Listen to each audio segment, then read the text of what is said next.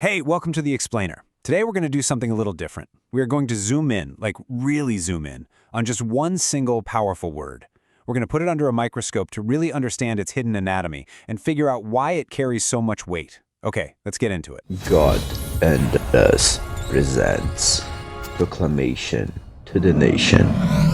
So our word comes from this passage in Galatians. It's a list of what the text calls acts of the flesh. And you can see it's got some pretty heavy hitters in there, right? Idolatry, witchcraft, fits of rage.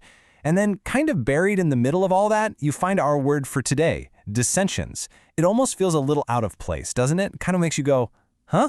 One of these things is not like the other. So that's the big question we're tackling. Why is this word, dissensions, sitting in such a serious list? What is it about this specific idea that makes it so uniquely dangerous that it's right there alongside things like hatred and jealousy? Well, to figure that out, we've got to go back to the original language. To get to the bottom of this, our investigation has to start by peeling back the layers of translation. You see, the English word dissensions is really just the tip of the iceberg. To see the hidden danger, we need to look at the Greek word that it came from. And that word is dichostasia. Now right away, something should jump out at you. This word is rare. It only shows up 2 times in the entire New Testament. And whenever a word is used that specifically, it's a huge clue that its meaning is super precise and probably incredibly important. So how do we crack this thing open? Well, we're going to do what you might call a bit of linguistic forensics. We have to break the word down into its core components to really see what's going on. So dichostasia, it's what you call a compound word. It's made of 2 separate parts, dicha and stasis. And to really get the full explosive power of the whole word, we first have to understand these 2 pieces on their own. Okay, so the first part, dicha, is pretty easy to get. It comes from duo, the Greek word for 2. It just paints a picture of something being split right down the middle, in 2, a clean break. Simple enough, right? But hold on, because that second part, that's where the hidden danger really starts to show itself. The second part is stasis. And at first glance, its meaning seems totally harmless, almost neutral, It means a state or a position, basically just the place where something stands. But that simple definition is only half the story. Because here's the twist. Stasis has a double meaning. It's kind of got this split personality. It holds a peaceful definition and a violent one at the exact same time. And it's this duality that makes the whole word dichostasia so incredibly potent. And here they are, the 2 faces of stasis. On the one hand, yeah, it's just a state of being. But on the other hand, whoa, it means an uprising, sedition, a violent insurrection. We're talking about the word for a political revolt.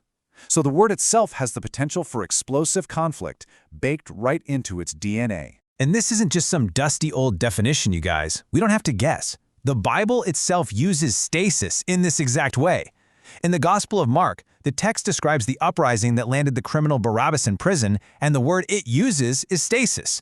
This isn't a peaceful disagreement. It's a violent, murderous insurrection. So, let's put it all together. This is the crucial point, right? When we combine dicha and stasis, the word dicostasis doesn't just mean a simple division.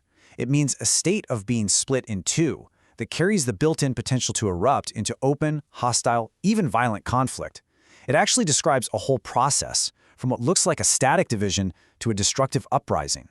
Okay, so this brings us to the next big question. If this kind of division is so destructive, why on earth do people fall for it?